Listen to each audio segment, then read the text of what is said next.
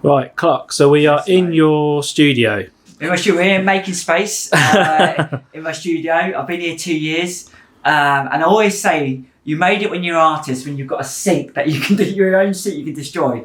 Any parent would know when they've got paintbrushes how bad it is to clean your sink. So eventually you have to get around and cleaning my sink, but you know when you made it as an artist, when you can destroy your own sink and have a comfy chair, and that is key.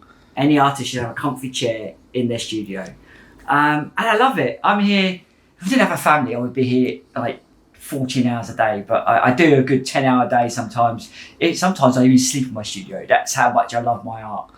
And adapting my art, people say to me, "Oh, you're a blind artist. How can you work with colour?" You know, I work with colour. I have a memory of colour, and the beauty is what I'm doing is I'm creating new memories. So I'm eradicating how I used to see colour and creating new memories of colour now through tonal differences. So I'm losing the brightness, but I still retain the colour. It's such a weird experience. And I'm using spray paint now. And ironically, all the spray paint are named after cities around the world. So this yellow is Barcelona.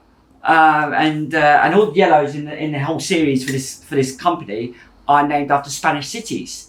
So how cool, I'm training my brain to not recognise colour by colour, but to recognise colour by cities.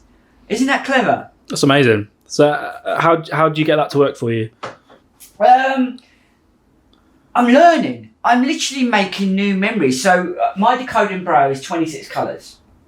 And the colours bounce off each other. It's all about seeing colours as patterns within letters and words. And that's my theory. So I started using VICTA paint and then transferred it over to the spray paint. Now the hardest colours are on that red range. So the reds, the pinks. I mean, pink is the worst colour because it absorbs light but bounces light off as well.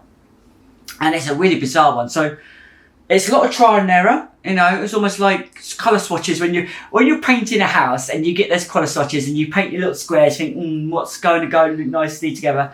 And that's how I work. So even though I don't see the brightness, I see the tonal differences. And so that's how I'm training my brain. And that's not the only adaptation you've got. What else have you got in here? So behind you, there is these boards. These boards. So I've just started. So obviously it's really hard for me because I work on grids. And that gives me the structure for Braille. And the 1 centimetre grids, draw them out. I've done that in the past. But as the sight decreases, it's become very difficult to physically do that. So what I've done, the great company I work with, Art Cuts, have etched me a grid. And the beauty of this is, once it's sprayed, the grid is very visible. And it still has you can slightly feel the grid. So that will give me my structure. So I can still carry on doing my art because I still love sticking thousands upon thousands of dots. Last year, which is a really amazing year, I painted my dots. And I painted over 300,000 dots.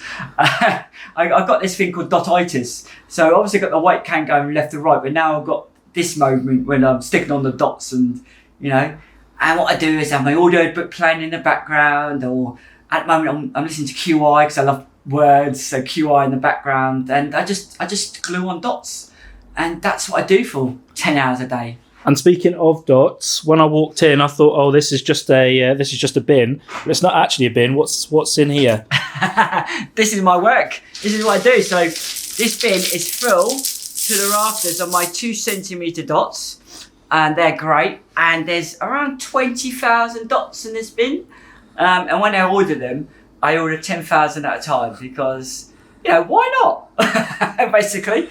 And then these are great. So I spray them up and. This is the dots I take when I do all the workshops with the children and young adults, and even 80-year-olds have been doing my decode and Braille, and they love it. It's just you get the colour, you grid, you become the artist, just like how I work. So you become mini artists for the day, and so it's a great. You just glue them on and stick them on, and you got something quality.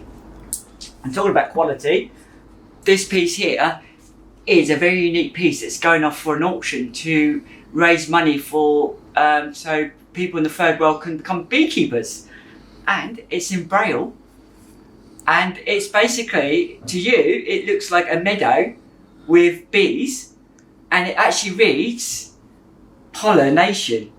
Flowers depend on bees in Braille. Incredible. Isn't that cool? That's amazing.